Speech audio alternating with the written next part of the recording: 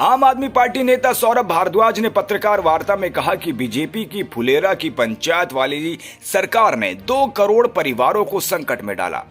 BJP सरकार और उनके मंत्री जी की मूर्खता से 2 करोड़ परिवार मुसीबत में आ गए हैं। एक तरफ यह CAQM के साथ है, तो क्या यह सुप्रीम कोर्ट में अपने ही स्टैंड के खिलाफ खड़े हो जाएंगे? बीजेपी सरकार वाहन निर्माता कंपनियों के साथ मिली हुई है। इन्होंने 2 करोड़ परिवारों को परेशान करके कंपनियों को अरबों का फायदा पहुंचाने की तैयारी कर दी है।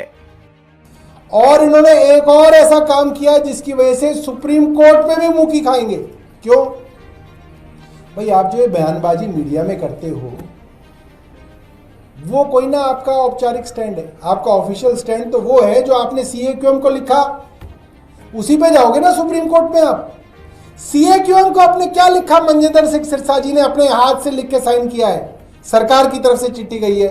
CAQM ने को आपने लिखा कि आपकी ये पहल बहुत अच्छी है, हम आपके साथ हैं, इसकी वजह से पोल्यूशन रोका जाएगा और सब मिलके करेंगे तो हम करेंगे। तो अब आप सुप्रीम कोर्ट में जाके कैसे स्टैंड बदल लोगे? आप तो फंस गए और आपने अपने साथ 2 करोड़ परिवारों को फंसा दिया। सिर्फ और सिर्फ मूर्खतापूर्ण काम ये सरकार रोज कर रही है। मैं ऐसे ही नहीं कहता कि फुलेरा की पंचायत चला रहे हैं, ये पंचायत से भी गए गुजरे हैं अभी लोग। इन्हें पता ही नहीं है क्या करना है, कैसे करना है। कहीं कुछ लिखते हैं, कहीं कुछ लिखते हैं। अरे ऐसे सरकार चलती है, आप कैसे स्टैंड बदलोगे? मेरा भारतीय जनता पार्टी की मुख्यमंत्री जी से सवाल है, क्या सुप्रीम कोर्ट बेवकूफ बैठा है? CAQM में आप कुछ लिखोगे, जनता को आप कुछ बताओगे, सुप्रीम कोर्ट में आप तीसरी बात बताओगे। ऐसे कोई ना चलता।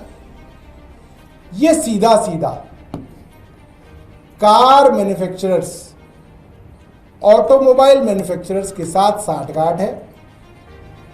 अब ये खबर क्यों दी गई और क्यों इसके ऊपर इतनी बयानबाजी की जा रही है? ताकि जो बेचारा दिल्ली का आदमी है, नोएडा का आदमी है, गाजियाबाद का आदमी है, उसको अभी से डर लग जाए कि अच्छा नवंबर के बाद तो मेरी गाड़ी नहीं चलेगी, चलो गाड़ी खरीद ली।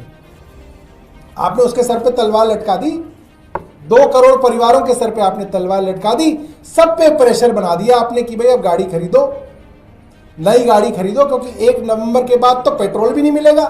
अभी तक तो ये था कि दिल्ली में नहीं तो चलो नोएडा से भरवा लेंगे पेट्रोल, नोएडा नहीं से तो गाजियाबाद से भरवा लेंगे, कोई फरीदाबाद से भरवा लेता, कोई गुड़गांव से भरवा लेता। अब तो आपने सबको लेके डूब गए। अब तो पेट्रोल भी नहीं मिलेगा किसी को। ये सीधा सीधा अरबों रुपए का फायदा बड़े बड़े कार मैन्युफैक्चरर्स को कराया जा रहा है और भारतीय जनता पार्टी की सीधी सांठगांठ इन कार मैन्युफैक्चरर्स के सामने आ गई है। और अब सुप्रीम कोर्ट से भी कुछ नहीं मिलेगा। कोई भारतीय जनता पार्टी का बड़ा वकील हो, आ जाए मैदान में और मुझे बता दे कि भाई तुमने CAQM के अंदर जो स्टैंड लिया है उसको कैसे बदल दोगे सुप्रीम कोर्ट के अंदर 1 हफ्ते के अंदर। अब सिर्फ एक तरीका है, केंद्र सरकार को सुप्रीम कोर्ट के फैसले को पलटने के लिए अध्यादेश लाना पड़ेगा। जैसे दिल्ली सरकार को सर्विसेज के मामले में जब शक्तियां दी गई सुप्रीम कोर्ट द्वारा, आपने अध्यादेश लाके सुप्रीम कोर्ट का फैसला पलट दिया।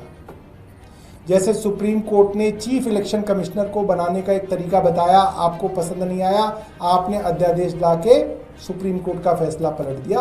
उसी तरीके से अब दिल्ली और 5 अलग अलग शहरों के लोगों के लिए आपको अध्यादेश लाने की जरूरत है। इसके अलावा और कोई तरीका नहीं बचा।